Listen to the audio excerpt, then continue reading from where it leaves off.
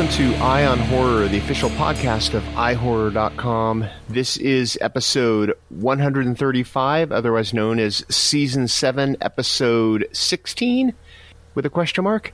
I am your host, James J. Edwards, and with me, as always, is your other host, Jacob Davison. How you doing, Jacob?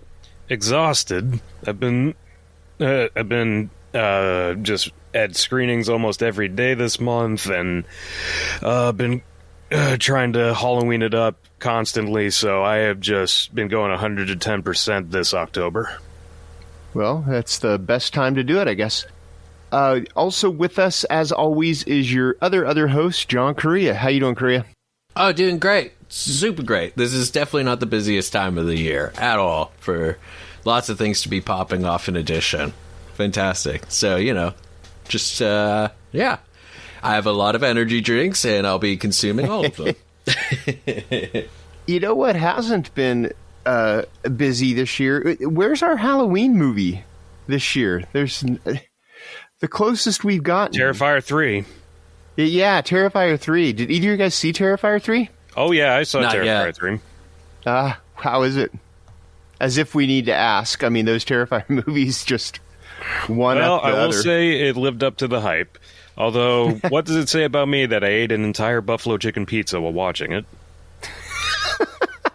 Not just a big slice, but like a whole ass pizza.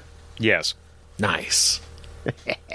Well, I mean, it was Alamo, so it was like a mini pizza. But yeah, still, I ate a pizza while watching Terrifier 3. That's fine. I was eating the entire time during Substance. The only time I paused was Dennis Quaid eating shrimp. Yeah, that was gross. But yeah, Terrifier 3, my biggest question... Oh, I have two.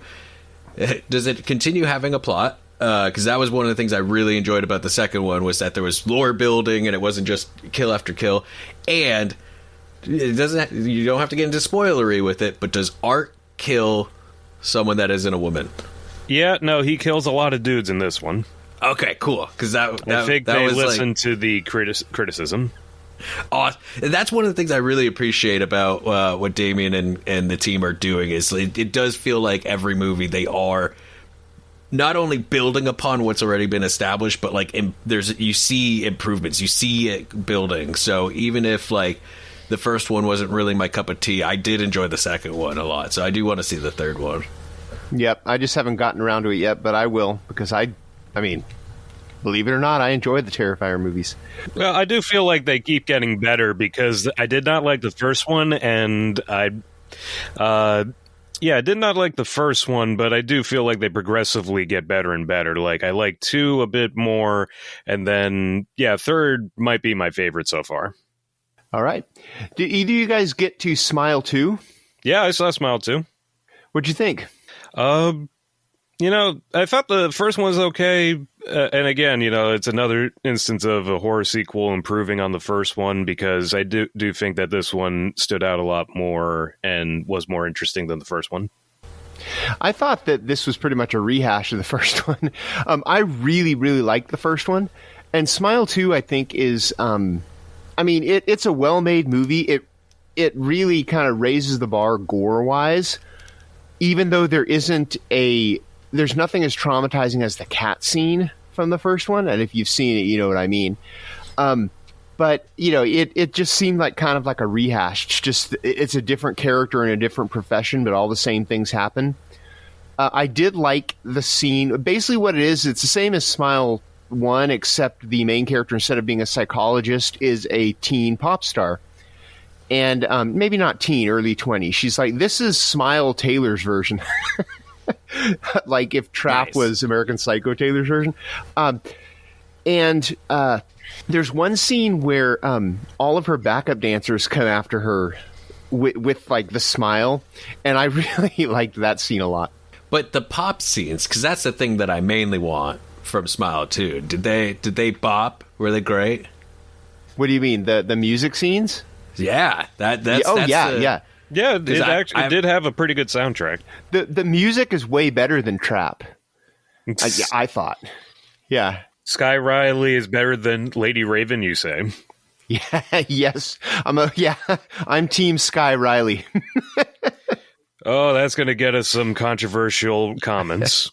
Hey, but you know what? I love Shyamalan as a filmmaker, though. So just because I think that Sky's music is better than Lady Raven's, I don't know. Although I do, here's my take on it. I want Parker Finn to make a movie that's not a smile movie, because I don't know that the concept can support as big of a franchise as they want to make this. But I think he's an amazing director. The dude knows how to make a movie, which he's proven with the 2 Smile movies. So yeah, give us something else. No, I agree. Like, a lot of it was kind of rehashing, and the premise itself is kind of confining. So, yeah, I mean, they're definitely going to do another one because, just with how these movies go and how successful it was. So, we'll probably get a Smile 3, which probably be like Smile, but the E in Smile is a 3. I'm calling that now. Bookmark this. Oh, absolutely. Smile in space. In space, no one can hear you smile. There you go. Smile goes to college. Yeah, that is the traditional part 3s. You got to. Have you guys seen Rebel Ridge? Oh, I did. I was at the big theatricals, and I think like only theatrical screening at the Egyptian back in September. That's the new Jeremy Saulnier, right? Yes, it is. Yep.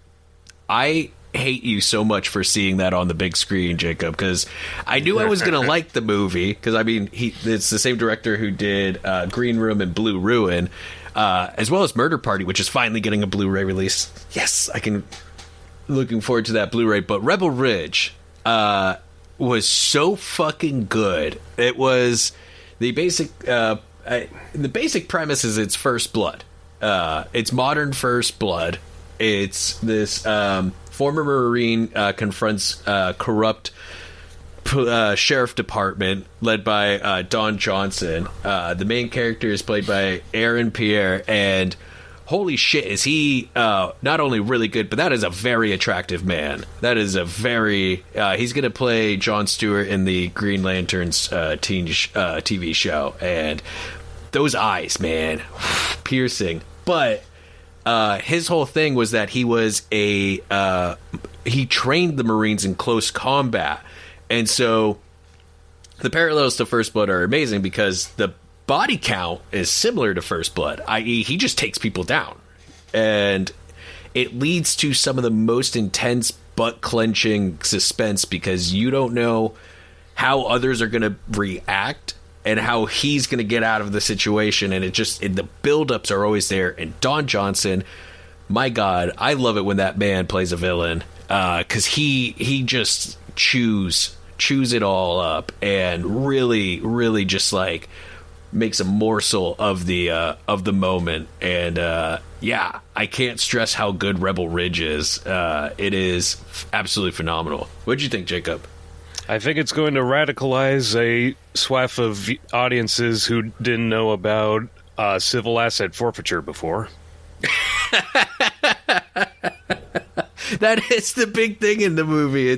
Because these corrupt sheriffs are basically, they're like, oh, we're not getting funded because we got sued, and so they try to make up their budget for through police brutality. Yeah, they got sued for police brutality, so they create a system where they're just collecting the shit out of civil forfeiture, and they cover their tracks by like giving insane sentences and then having them dropped at the 90-day mark, basically, so that the dash cam footage and everything gets erased before their thing. It's so like the whole movie is basically like trying to get that dash cam footage, and it's there's so many great one-liners. I won't spoil the scene too much, but there is one bit where the main character he just has a line where he goes, but then I was like, nah. And when I they say use that in the trailer. Oh, yeah, they use it in the trailer, but in the movie, when you see the scene play out, especially when it does, by that point, it is... I bruised the palms of my hands. I was clapping so fucking hard, because I was just like, yeah! Yeah, that's why it should have played theatrically. When I saw it in theaters, like, everybody lost their goddamn shit. How could you not? He's got the best one-liners, and that one was just like, it wasn't just a great one-liner. The timing, the editing with it was just, chef's kiss. Where can you see it? Is it somewhere other than theaters? Yes, it is available on Netflix. Is it on Netflix? Okay, cool. Then Yeah. I will get to see it that way then. It is a Netflix original. Now, the big release this week, which will be out by the time this airs, is Venom: The Last Dance. Oh, yeah. Either So you guys, let's dance. they don't play that song. What? But they do play "You Can Dance," that ABBA song. You can see. Dancing Queen? Yeah, Dancing Queen. Yeah, they do. Their worst song? I know. At least they could have thrown Waterloo in there. You guys know I love ABBA. I'm a big ABBA fan, and I fucking hate that song with such a passion. If it makes you feel better, it's the A-Teens, not the ABBA version. But anyway. Okay. I can jive. It's basically it's a Venom movie. I mean, it was exactly what I expected it to be. It's like a buddy monster flick with, there is about 20 minutes of story and, an hour and a half of Tom Hardy arguing with Venom, or not arguing, but, discussing. There's one funny scene where they meet this hippie family that the whole thing is they're going to decommission Area 51, but Area 55 is still going and it's underground. And and Venom they're on the run from the law because they got framed for the murder of that detective. So they meet up with this hippie family who is driving them somewhere, and they're doing the hippie family, of course, has a guitar, and they're doing the Ground Control to Major Tom Bowie song. Right. And the whole family is singing, and Tom Hardy, Eddie Brock is having none of it, but Venom is inside his head singing along. He's like, "This is Ground Control to me." The Venom is singing along. It's really funny. But anyway, yeah, it's a Venom movie, and I feel like I would have appreciated it more if I knew more about Venom, because it gets to a point kind of like in Let There Be Carnage where there's a red Venom. Mm-hmm. Well, there are other symbiotes, and there's like a purple one and a green one and a blue one, and I feel like if I had known I feel like I should have known who these other symbiotes were and who they were morphing with. Yeah. To create these other characters, and I didn't, so that might be on me. But basically, it's a Venom movie, and it has like a 15-minute credit sequence. I mean, like literally, all three Venom movies have had they should make a super cut of the Venom credits, and it would be like an hour long, and it would just be credits. Yeah, I was not surprised, but I am curious on how audiences are going to react to Noel, the king of the symbiotes or whatever, because that is some if you haven't been following Venom lore for the last 20 years or so, it'll be like, wait, who's Noel? What's this? I saw the movie and I don't know who it is. Wait, is that the main king monster guy? Yep. Yeah. He's king of the symbiotes. He doesn't actually seem like a symbiote in this. He seems like a monster that is hunting the symbiotes almost. That's what I mean. It's like there's a lot of lore, mythos about that business. It's actually kind of cool in this, because I don't know if this is how it is in the comics or anything, but when the monster, the big baddie, eats people, it's like a wood chipper. He eats them, and then their guts spit out the back of his head. Damn, that's dope. It's actually kind of a cool way to kill people off. Here's my biggest question, because the main reason why, because I the Venom movies are fun. They're not Citizen Kane, but I have fun with them. Because it's a big budget Venom movie. Just have fun with it, ride with it. And so I do appreciate them. But the thing that I'm super hyped on is the Dan Deacon score. You know what? It's not just the Dan Deacon score. The Dan Deacon score is awesome. Okay. But also the other music that they put into it, the needle drops are all kind of note perfect. They're like... there, and I won't spoil what songs they use, but I really, really, really want Tom Morello to do a film score. But anyway, the music is good. You won't be disappointed with Deacon's score. Awesome. Can't wait to... It'll be weird because it'll be the only... Because usually I get like all of a franchise's score, so it'll be weird to just have Venom 3 in my collection. But you don't care about the others? I collect all of Dan Deacon's music on vinyl, so it's going to be added when it's released. Let's see, and did either of you guys see that new movie, Rumours? No. I've heard whispers about it. Yeah, no, it's the new Guy Madden movie, and it was... very interesting because it's basically about the G7, where the heads of the top 7 democracies and their leaders like meet up in wherever to discuss world issues. And it's just really funny how they went about with this one, because they got like Kate Blanchett as the Prime Minister of Germany, but also prominently Charles Dance as the President of the United States, and the British accent is never acknowledged. And he's president of the United States, but he still has his British accent? Yes. Love it. It's kind of like Donald Pleasance in Escape from New York, No notes. No notes. Yeah, just nobody acknowledges it. The president has a British accent. It is what it is.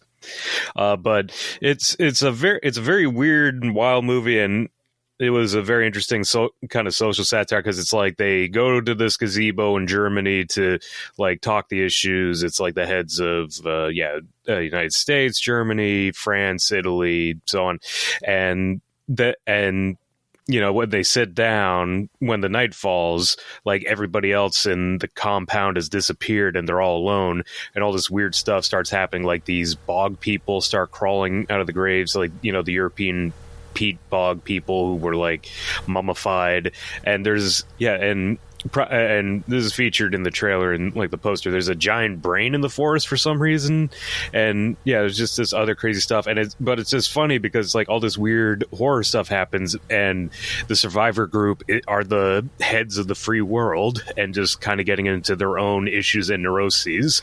Like the Prime Minister of Canada had a fling with Kate Blanchett's Prime Minister of Germany, and that keeps on coming up. And it's just very wild and out there. I'm not as familiar with Guy Madden's work, but it seems to be fairly surrealist, and it shows. But it was an interesting premise, and it's just wild movie. Hell yeah! Is that available in theaters or somewhere to stream? It's at Alamo Drafthouse right now. I may be playing at a couple other theaters, but probably coming digital VOD soon. I don't know exactly when. Hell yeah. I'm not even going to ask the question because I know you guys haven't seen it, but have you heard about the new Street Trash movie? Yes, I did. I wanted to see it. It was playing that new 35mm print at the New Bev, but I was unavailable that night, although I do want to see it. Yeah, that Thursday screening, they marqueed it as the LA premiere, but it was actually the world premiere of Street Trash, and let me tell you, it is a blast. Street Trash is the new Street Trash is written and directed by Ryan Kruger, who did Fried Berry, and it was produced by a good friend of the podcast, Justin Martel. And you guys have seen the original Street Trash, right? Yeah. So if you pictured the original Street Trash, how goopy that movie is and how outrageous that movie is, this new iteration keeps all of that, all the good stuff of Street Trash, because that original Street Trash is fun, but it doesn't say anything. It always felt like it was about to make some commentary on a social issue, and then instead went with like a fart joke or something, kind of like pullback. But Ryan Kruger's Street Trash is phenomenal. It not only keeps the goopiness, keeps the outrageousness, it dials it to 11 while doing social commentary on like how governments treat the homeless. Like the main plot of this new one is the South African government, because it takes place in Cape Town, is using takes the liquor that melts people in the first movie and turns it into a vapor so that they can eradicate and melt the homeless in Cape Town using drones. And so this ragtag team of hobos led by Sean Cameron fight back, and it is a lot of fun.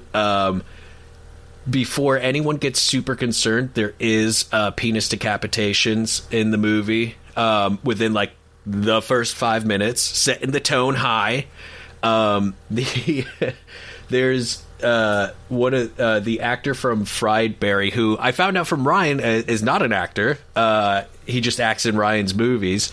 He has this what you think is an imaginary friend named Succo, who's this little like blue creature who his dialogue I can't say on the podcast, and I get away with a lot here, but his name is Succo, so you can imagine the type of humor this little blue fucker has. But yeah, Street Trash is absolutely phenomenal.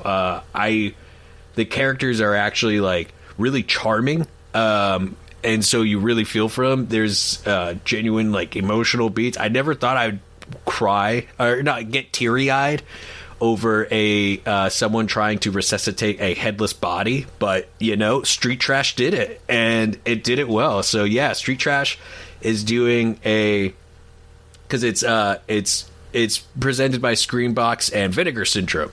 So Vinegar Syndrome made sure that it was shot on 35, so it looks great. They're doing a limited city run showing it on 35, as many places as possible, and then it's going to come to a Screenbox later this year. So I highly recommend going to one of the theater screenings because the audience reactions to the goopy bits are amazing. It was great seeing people's faces. Here's my only question about it. Knowing Justin and his globe-trotting ways, did they shoot it in Cape Town? Oh, fuck yeah, they shot it in Cape Town. It's Cape Town as shit. Yeah, no. Oh yeah, it was great because Sean Cameron is from Cape Town and lives in South Africa. Even though he's in a lot of big projects, big dramatic projects out here as well. Ryan's out there, so yeah, they shot it there. They shot it on 35, and it's just a hell of a good time. Have either of you guys seen AfAId? That John Cho movie, Afraid, yes. But it's AI in the middle. Are you trying to pronounce it like how people pronounce Fanfortastic? Yeah, or Ambulance or Mithrigan. AfAId is the new one. Have you guys seen it? No.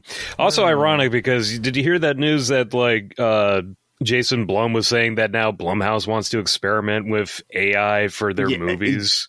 Yeah, I did hear that. Well, the thing is, AfAId is, and it's a Blumhouse movie, so you'd think that they're kind of warning against that. It's, what it reminded me of is that movie from a few years ago, Margot, I think it's called.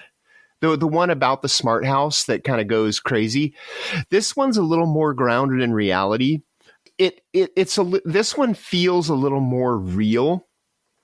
Basically, they get like this Amazon Echo kind of a thing that it basically invades their life, but it can do things like it can pay their bills. It researches this issue with their medical insurance for them, like all this stuff.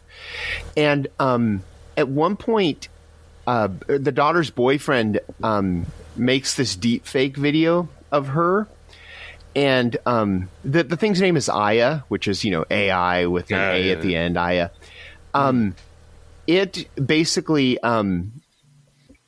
proves her innocence. It makes a video where it shows the porn movie that he got this from, and then it shows like the cuts around the edges where the deep fake is flawed and stuff. So it basically gets her reputation back, and then it uses deep fake technology to get revenge on the boyfriend, and that's just one of the subplots.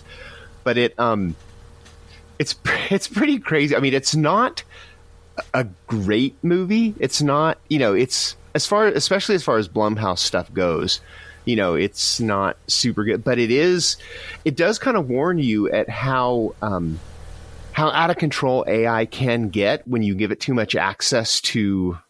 I mean, if AI gets too powerful, I can see this being like a warning. So it's kind of curious that Blumhouse wants to experiment with what this is doing. Oh yeah, well, exploit the dangers of it for entertainment, but exploit the dangers as well for business. Yeah. Well, yeah. Well, it's funny because the opening scene shows one of the kids watching an AI generated video, and the faces are all fucked up like they are in AI videos. So it also kind of makes fun of AI a little bit, but it's entertaining, and it's short. It's like 83 minutes. So it's good like that. But yeah, it was, I mean, it's worth watching, but it's not going to make any top 10 lists, or at least not mine. Who knows if it'll make anyone else's. Well, it wasn't a horror movie, but Correia went to his first Gwar show this week. Oh, hell yeah. Oh, man, Gwar, it was some of the best concerts I ever been to. How'd you enjoy it? Oh, I loved it. I was ready. I spent the week watching Gwar videos, so I watched, Phallus in Wonderland. Yeah. This is Gwar, and I got a little bit into like some of their other videos. Loved especially the stuff they were putting out in the 90s, just the gonzo-ness of it. But yeah, Gwar was great. The opening bands were awesome, but because we're still masking these days, I ended up, because we ended up somewhere where we were like 3 people back from the front, and I got slammed in the face with so much blood and whatever else they were shooting. You're in the out. splash zone. That's what I was going to say. That close, how soaked in blood did you get? Oh, I was the splash zone. I was off to the right, so I actually wasn't getting hit the most, but like they hit me directly in the face so much that I had to take my mask off because I couldn't breathe. I was basically waterboarded by Gwar. Well, there's a review. Yeah, it was fantastic, and the plot for the show, this is why I bring it up, is they're pissed off about the election because, of course, they're Gwar. They hate all the politicians, so they're like, we have a time machine. Let's go back and find a great American president to lead. And so it basically became Gwar's Hall of Presidents. And, of course, because it's Gwar, they decapitate and tear apart every president. So they did it to Lincoln. They did it to W. They did it to Biden, Kamala, Trump. Like, no one was safe from Gwar's carnage. And it was a bloody good time. I still need to wash out a lot of the blood out of my battle armor as well as my ears. I'm still, every time I Q-tip, it's just starting to thin out, but there's still blood in my ears. Tell me that the president they settled on for being the best was Jimmy Carter. The president they settled on being the best was Gwar. Yeah, that makes sense. I'd vote for Gwar. There was one point where I think they like tried to go back to the founding fathers, and they ended up fucking up and pulled too many at once, and so they all combined into one giant president. And so Gwar had to send out their own T-Rex to fight it, so there was like a kaiju battle happening on the stage while they were playing. Jay, I'll send you I got a really good clip of them playing Sick of You, and then like right at the end of the clip you see them shoot my phone directly with blood. I'd like to see that. I'd like to see that footage as well. And I'll send it to you guys. Oh man, I'll never forget when I saw them at Rock and Shock HorrorCon 2012 in Worcester, Massachusetts, and they tore apart Justin Bieber on stage, and they also killed a bunch of horror guest stars because it was the horror convention. Like they killed Adam Green, Joe Lynch, Tony Todd, Bill Moseley, Danny Trejo. So it was a fun time, and they were actually there. Like, well, not Justin Bieber. That was a stand-in dummy, but the horror actors and directors and filmmakers were actually guests on stage, and they were slaughtered. And although I made sure to stand outside the mosh pit, so I wasn't doused in the hosings of blood. Although they were nice enough. They were nice enough to give out free white T-shirts so that you didn't actually get your actual clothes messed up if you went into the blood zone. See, we brought our own white T-shirts. I made my own Gwar shirt, and I spray painted Gwar on it and made sure it was the whitest shirt we could find at Michael's. And that's dedication. Well, because you got to. If you go to a Gwar show, you got to wear a white shirt.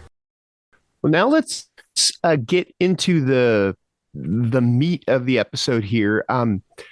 We all checked out the Screamfest film festival titles. Correia, can you tell us a little bit about Screamfest before we get into the movies we saw? Absolutely. Yes. We were cordially invited to Screamfest 2024, which is an annual film festival in the heart of Hollywood that happens in October, where great premieres and great retro watches happen.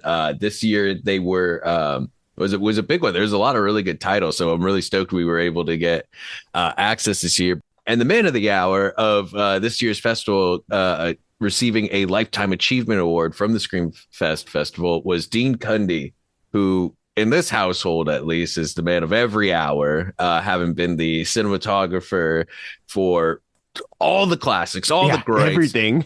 Back to the Future, Jurassic Park, John Carpenter's The Thing, John Carpenter's Halloween, Back to the Future Part 3. I mean, Who Framed Roger Rabbit? Like it's insanity. Actually, I just saw the thing last night at the Egyptian for the Stranger Things thing, and God damn it, that movie still looks so fucking good. It just does not stop. Like perfection. But yes, but yeah. So Screamfest, the genre festival, there's like 3 or 4 around this time of year, so it's really cool to be able to experience Screamfest finally, for me at least, because I usually am only able to attend one festival this time of year. But yeah, a lot of great stuff premiered and was shown there outside of Dean Cundey's work, including a couple of the Huluween titles that are now playing on Hulu. I don't know who else got to see it, but I went and saw Carved. Oh yeah, I watched Carved too. I really dug it.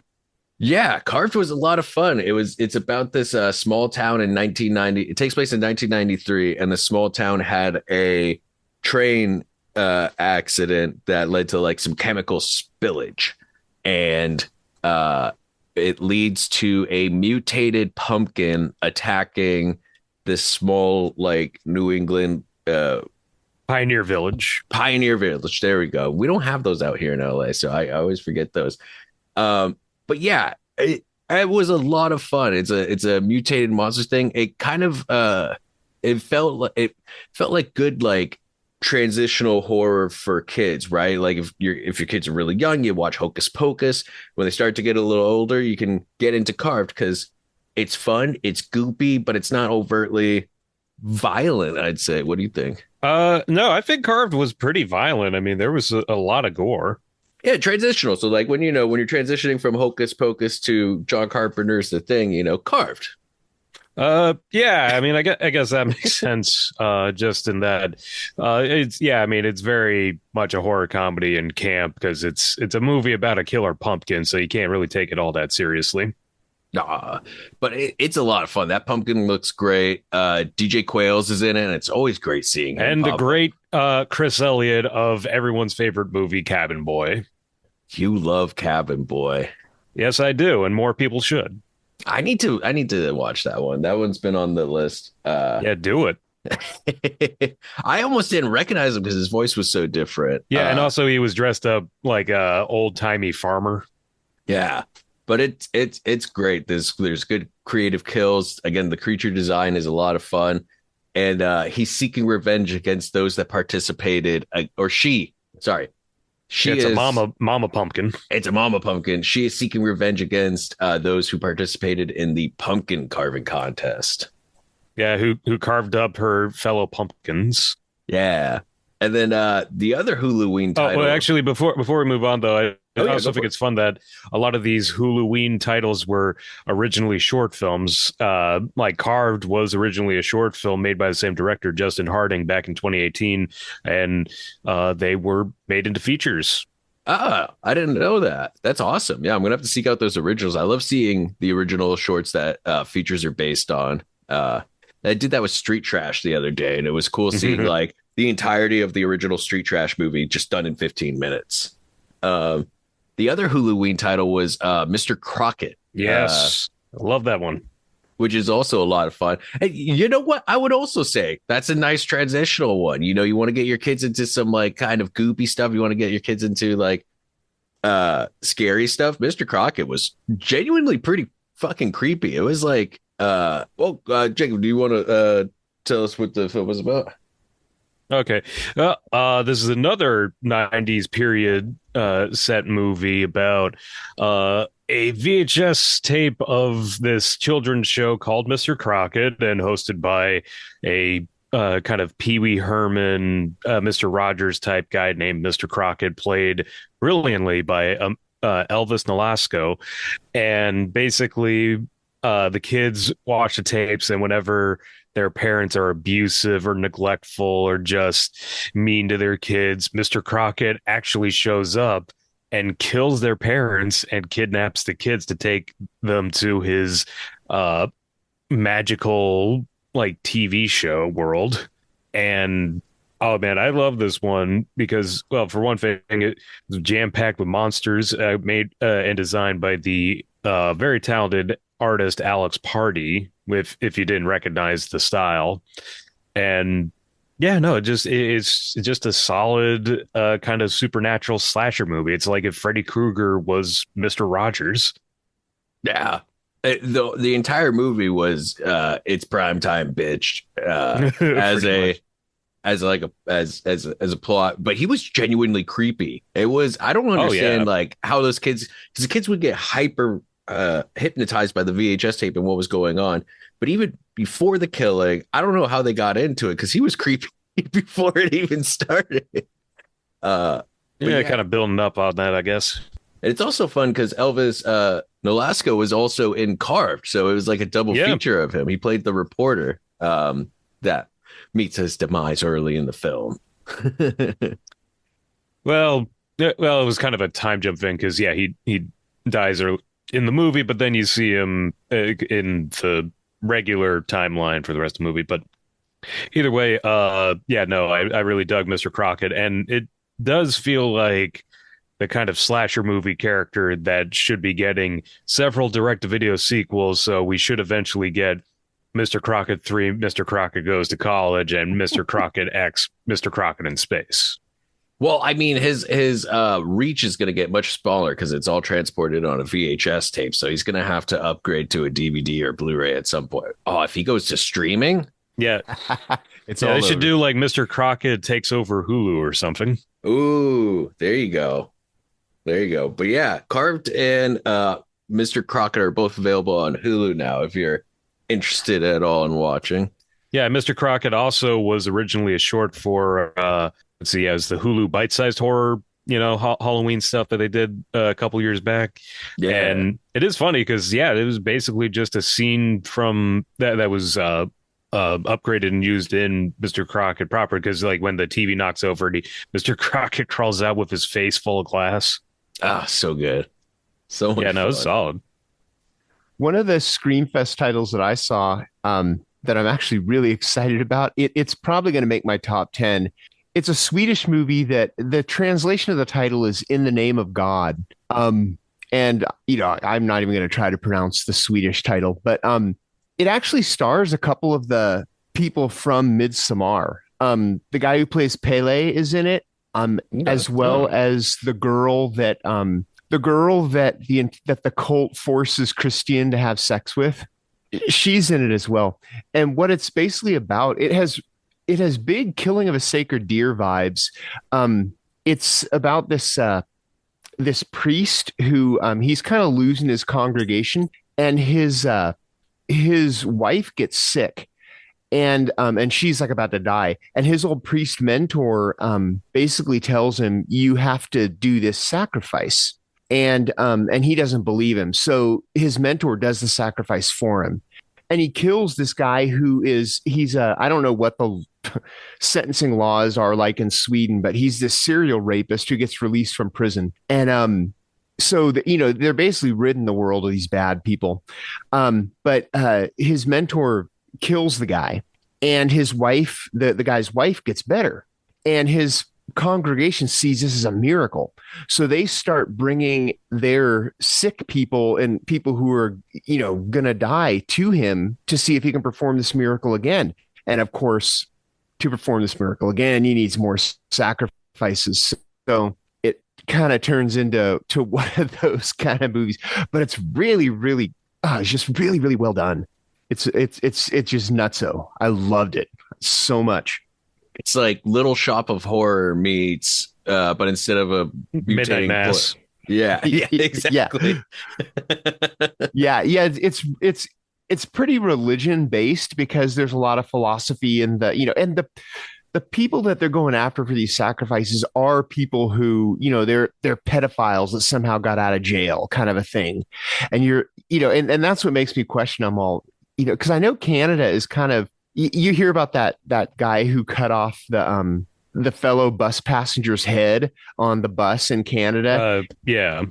Well, that dude's out of jail already. It's like the sentencing laws in other countries for things like that are not as strict as America. And forget about the death penalty. Well, I mean, that's a whole other conversation. Yeah. But it's just weird because these guys they're basically ridding the world of filth and say, it's getting these miracles performed at the same time. But of course, it takes some turns into a few places. Another thing, I don't know if you got to it, Correia, but I'm positive Jacob did. Scared Shitless. Yes, I was going to bring that up. Did you see it, Correia? Did you get Shared Shitless? No, unfortunately, Shared Shitless. No, Scared Shitless. Scared Shitless. That's hard to say. Shared Shitless.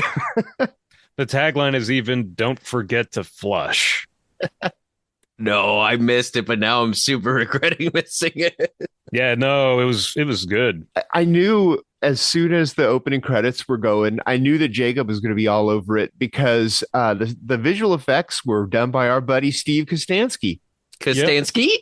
Yeah, and it was directed by Viviano Caldinelli, who I looked it up, and I didn't even realize this connection. He did that short film Portal to Hell with Roddy Piper, like back in 2015, and I feel like it wasn't entirely based off of it, but I do see some similarities because, like in Portal to Hell, it's about Roddy Piper's a janitor who walks in on like a cult raising like a tentacle Cthulhu monster, and this movie's about Stephen Ogg and Daniel Doheny as a father-son plumbing team who have to fight a genetically modified tentacle eel monster thing going through the pipes of the building.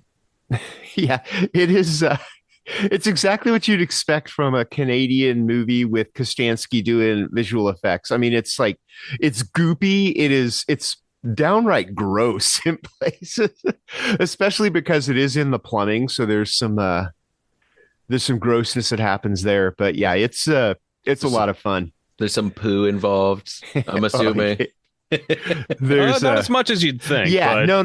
It's mostly like blood and slime and stuff. But yeah, and guts. Yeah. Also, I have to point out that I was also pleasantly surprised to see Kids in the Hall's Mark McKinney in the movie as the mad scientist who made the monster and is very awkward and goofy. And yeah, he plays Dr. Robert, and he has some fun scenes where he's like this very pathetic guy living in an apartment, but made this horrible monstrosity, and it keeps attacking him. But I guess he's a brilliant geneticist, but he's dumb in common sense because he keeps trying to, like deal with it until it like tries to bite his face off. Man, we are getting real goopy this episode, aren't we? Oh yeah, maximum goopage. Speaking of goop, another movie that I saw from Screamfest is let me get this title right. Anthropophagus Legacy. Oh wow. Yeah. Do you guys see that one? Well, no, but I have seen the original Anthropophagus, and for some reason I've seen Anthropophagus 2000, the German remake. And then there's an Anthropophagus 2 as well, I think.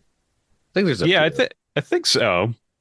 I'm not sure if this is related to those or if it's just Correia and I were having this discussion, and I'm not sure if this is related to those or if anthropophagus basically it means cannibal, Yeah. which I mean, you guys know I don't really watch trailers. I just like go in blind everything.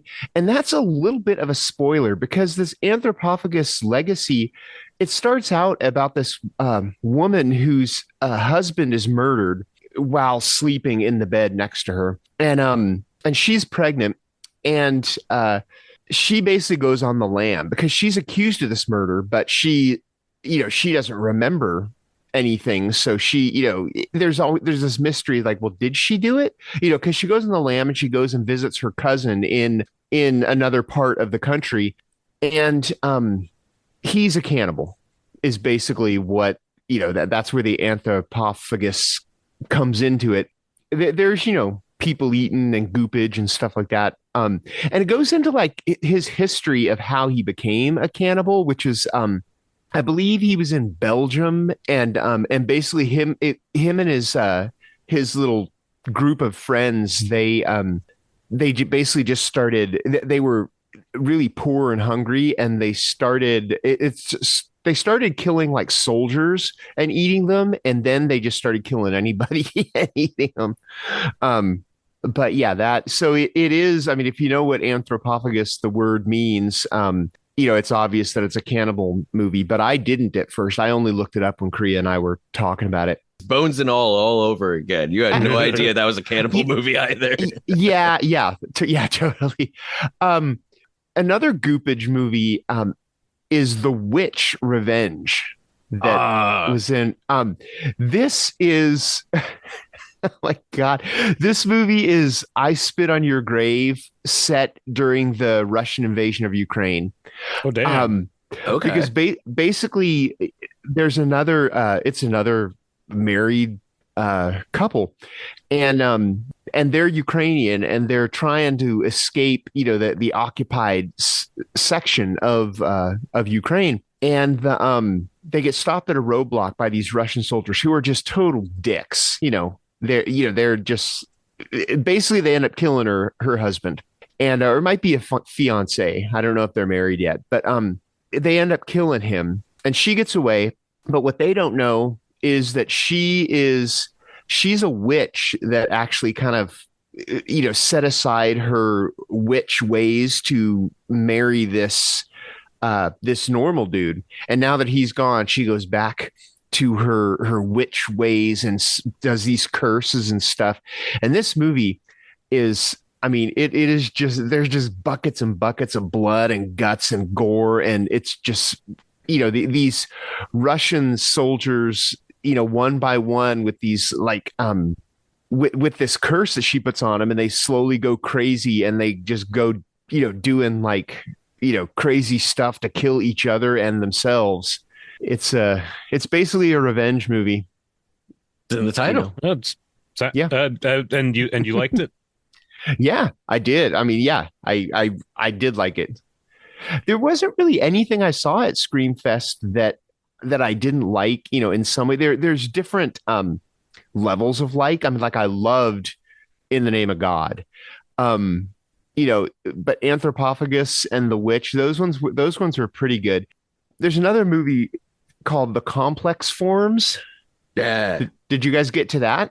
I did not.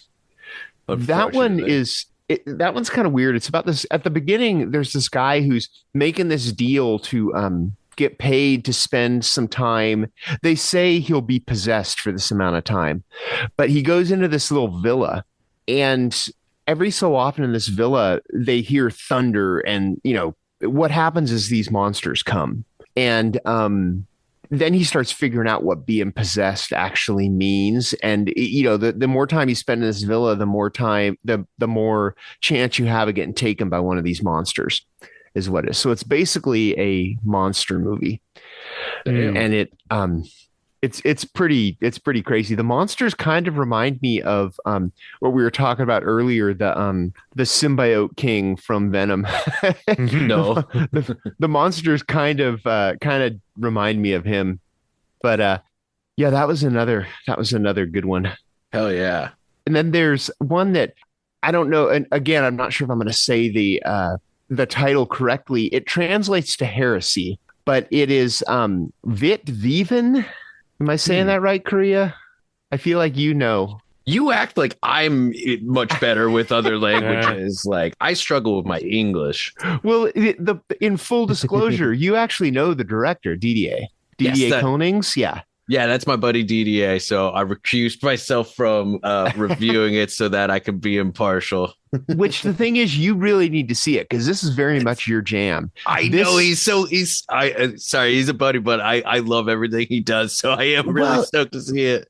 But this is like folk horror, and it's about this woman who she's having trouble getting pregnant, but then she goes off into this forest and she gets pregnant. So of course everybody's like, "Oh, you're a witch," And the lead actress, her name's Annika Sluters. I'm probably saying that wrong because languages, but she was incredible. She deserved to win Best Actress at this thing, at least out of the movies that I saw, because it was she's really good. And Correia, this is definitely your jam. You need to check this out. Oh, I love folk horror. I'm trying to watch all of my folk horror box set before volume 2 comes in, which any day now. I'm very tempted on that box set, and just like I have the first one, and I still feel like I haven't quite explored everything just because it was so expensive. Dude, especially once you start getting into the shorts and other things that are on that box set, you can waste many days in there gloriously. If you haven't watched it yet, Jacob, sorry for divulging or ADHDing, but Tilbury, you gotta watch Tilbury. That's a strange one. I can't remember if I've seen Tilbury.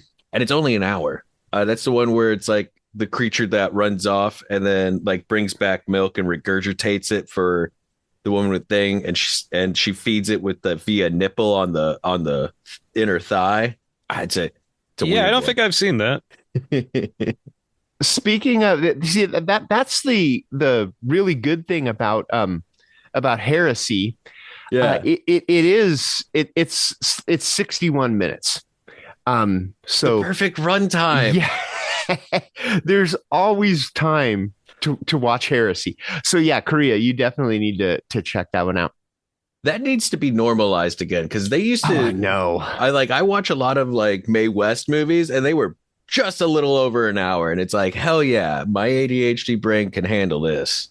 And then also you go back to like some of those older Universal, the ones that were meant to be half of a double feature, Isle of the Dead, or The Black Cat, things like that. It's like, yeah, an hour. You could watch 3 of those and still go to lunch in the time it takes for you to watch Killers of the Flower Moon, But hey, that movie didn't feel like 3 hours for the most part. It did to me. That's what I always tell people when they ask me about it. The first 2.5 hours was really good. The last hour dragged. The last thing I saw for Screamfest, and this is probably, I'm kind of saving the least for last, because this is probably my least favorite. I still didn't hate it, but it just wasn't the most engaging. It's called Ba, B-A. Okay. And it's basically about a guy who he becomes death. He and his daughter are they're down in their luck, and they need money. So they come up. There's this situation. He basically finds a bunch of money. And the caveat is that he becomes death when he takes this money, and he has to take souls and then turn in this token. And once his debt's paid, he stops being death. But he can't touch anybody. Like, he cannot touch his daughter anymore, or she'll die. Anything he touches dies. And he has to like wear like, kind of like he wears sunglasses and a face mask, or people will see that he's death, And he gets assignments so he knows who to take, but anybody he touches will die. And and it's an interesting concept. I don't know that they pulled it off as well as they could have, but it was it was interesting. It's interesting that you can buy your way into becoming death, or death can buy its way into becoming you, I guess, is what it's meant for. But What if someone touch? This is one of those stupid things when something establishes rules, and then I start going, "But what about this? What if someone touches you? Is it just when you touch people, or?" I think that anytime anybody touches him, because people would come, It's like close physical to, contact. yeah, people would come close to him, and he'd like back off. That's like one of those questions, like if a vampire bites a zombie, Right? Does the zombie become a vampire? And if a gremlin switches time zones, can it eat at a certain midnight, or is it a specific time zone midnight? Questions that were asked in Gremlins 2 because it's that amazing of a movie. These are the kind of questions people come up with when they get stoned and But they're thinking about movies. But I'm going to squash the zombie vampire thing. They're both already dead, so it doesn't matter. But they're already dead. Okay, so you can't have zombie vampires? Well, also, how can there be a definite answer? Because they don't fucking exist, so it doesn't matter. You can create whatever fucking rules you want. Isn't that what John Landis said? He's like, how do you kill a vampire? No, you kill however you fucking want. They don't exist. Yeah, no, I mean, there you go. What was the one where they blew up a vampire? I'm trying to remember what movie that was. Well, they blew up a Wolfman in Monster Squad, and that didn't work. That's what it was. I got it confused. Yeah. But Dracula blew up the treehouse with a stick of dynamite, which I still say is the most badass thing ever. And that's why he's the most terrifying Dracula, because dude straight up threw a fucking stick of dynamite in a treehouse, hoping there was children in there. Come on. Monster Squad Dracula is petty, and man, he hated those kids. That's come and see level evil. I don't know if you guys have gotten to come and see yet, but all right. Well, that was our Screamfest experiences. The big takeaway from me is go see In the Name of God, Swedish movie. It was amazing, and it's probably going to be on my top 10. Go see Scared Shitless because oh yes, support Canadian Goop and Steve Kostansky and just see all the like movies we talked about. They're all good. Search them all out. Go see Heresy as well because 61 minutes and you'll see an amazing performance from the lead actress. Thank you for having us, Screamfest. We'll definitely be back next year. Absolutely. Yeah. Thank you for introducing me to In the Name of God. I'm really high at In the Name of God, in case you can't tell. It's awesome. Yeah. We'll call this one an episode then. Let's stick a fork in this. We have some pretty cool episodes coming up though. So make sure you're listening in the next few episodes. We got some good stuff, but I don't want to tip my hand too early on it because I'm still working on it. Things might go wrong, and then I look like when I said we promise we'll be back on a topic for 2 weeks a couple episodes ago. Yeah, right. So let's get out of here this time, and we'll see you in a couple of weeks. Our theme song is by Restless Spirit, so go give them a listen, and our artwork is by Chris Fisher, so go give him a like. You can find us on any of the socials under Eye on Horror or at iHorror.com, which is the site we all call home. And stay tuned to Eye on Horror for some really cool episodes coming up, some cool interviews. And until next time, I'm James J. Edwards. I'm Jacob Davison. And I'm Jonathan Correia. Keep your eye on horror.